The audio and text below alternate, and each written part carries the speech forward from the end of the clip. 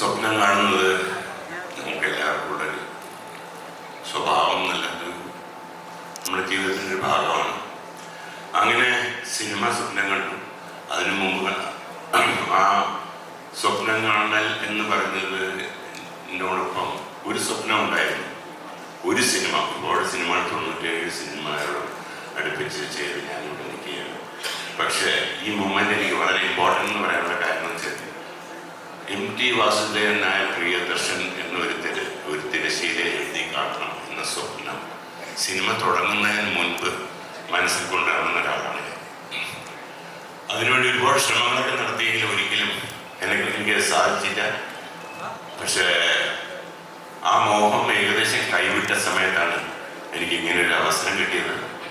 അതിന് സത്യം പറഞ്ഞാൽ ഈശ്വരനോട് ഞാൻ നന്ദി പറയണം. ഈശ്വരൻ കൊണ്ടുതന്നൊരു ചാൻസായിട്ട് ഞാൻ കാണുന്നത്. എനിവേ, അങ്ങനെ ഒരു വലിയ സ്വപ്നത്തിൻ്റെ സാക്ഷാത്കാരം ആയിട്ട് മനസ്സെന്ന് പറഞ്ഞാൽ എന്നോട് നിൽക്കുകയാണ്. 2 സിനിമകൾ ഞാൻ ചെയ്തിട്ടുണ്ട്. ഇതിൽ ഒന്ന് ശിലാലേഖനങ്ങൾ, ഒന്ന് ഓളവും തീരും.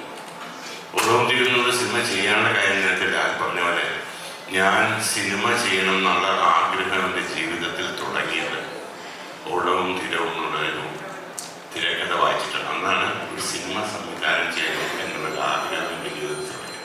ഒരിക്കലും നടക്കുമെന്ന് വിചാരിച്ചില്ലെങ്കിലും അത് സംഭവിച്ചതിന് സർവേശ്വരനോട് നന്ദി. സാറിന് ഒരു നല്ല ജന്മദിനങ്ങൾ ആശംസിച്ചുകൊണ്ട് നിർത്തുന്നു. നന്ദി, നമസ്കാരം.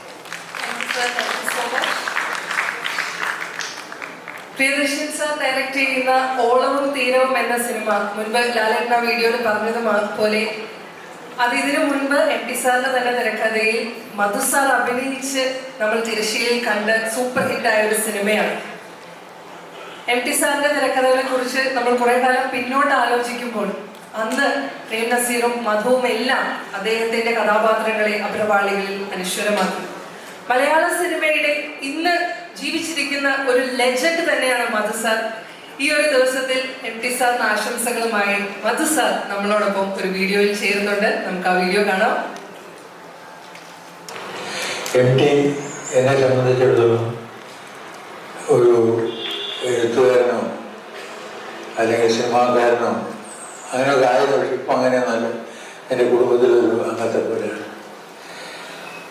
അത് ആദ്യം ഇത് ഞാൻ കാണുന്നതിന് മുമ്പ് ഞാൻ MTയുടെ ഒരു ആരാധകനായിരുന്നു. സാഹിത്യകാരനായ MTയുടെ ഇവരെല്ലാം കൃതികൾ ഞാൻ വന്നിട്ടുണ്ട്. നേരിട്ട് പരിചയപ്പെടുന്നത് മുറപ്പണിൻ്റെ ഷൂട്ടിംഗ് സമയത്താണ് അദ്ദേഹത്തെ കാണുന്നതും പരിചയപ്പെടുന്നത്. അതിനുശേഷം പിന്നെ വളരെ വളരെ വളരെ അടുത്തു. അത് കഴിഞ്ഞ് ഞാൻ സിനിമാക്കാരനാണെന്നും MT സാഹിത്യകാരനാണെന്നുള്ള കാര്യമൊക്കെ മറന്നിട്ട് ഞങ്ങൾ ഏതായാലും ഒരു കുടുംബത്തിലെ അംഗങ്ങളെ പോലെ എല്ലാ വർഷവും ഞാൻ MTയുടെ പിറന്നാളിൻ്റെ പുറകെ ഞാനുണ്ടാവും. എൻ്റെ പിറന്നാളിന് ഞാൻ ഓടിയെത്തുമ്പോൾ MT പിന്നെ ഒരു കുറച്ച് നാൾ 3 മാസം തികച്ചില്ല മുമ്പേ ആയിരിക്കും. കൂടെ എത്താൻ പറ്റില്ല. ഇത്തവണയും അങ്ങനെയാണ്. ഇന്നിപ്പോൾ MTയുടെ പിറന്നാളിന് ഞാനിപ്പോൾ എത്തി. പക്ഷെ ഞാനങ്ങനെ അടുത്ത് ഞാൻ കൂടെ എത്താമെന്ന് പറഞ്ഞ് പോകുമ്പോൾ ഞാനവിടെ എത്തുമ്പോൾ MT 2-3 മാസം മുമ്പേ. അങ്ങനെ ഞാൻ MTയും കൂടെ കുറേ വർഷങ്ങളായിട്ട് മാസങ്ങളുടെ വ്യത്യാസത്തിൽ MT മുംബൈ, ഞാൻ മുംബൈയായിട്ട് കഴിഞ്ഞു. ശരിയാണ്. കുറേ നാളിങ്ങനെ ഓടി കഴിഞ്ഞിട്ട് കുറേ കഴിഞ്ഞ് MT തിരിഞ്ഞു നോക്കുമ്പോൾ എന്നെ കാണില്ല. ഞാൻ തറവാട്ടിൽ പോയി. സാരമില്ല, എല്ലാവർക്കും തറവാട്ടിൽ പോകാതെ നിർത്തില്ല. ഏതെങ്കിലും ഒരു കാലത്ത് MT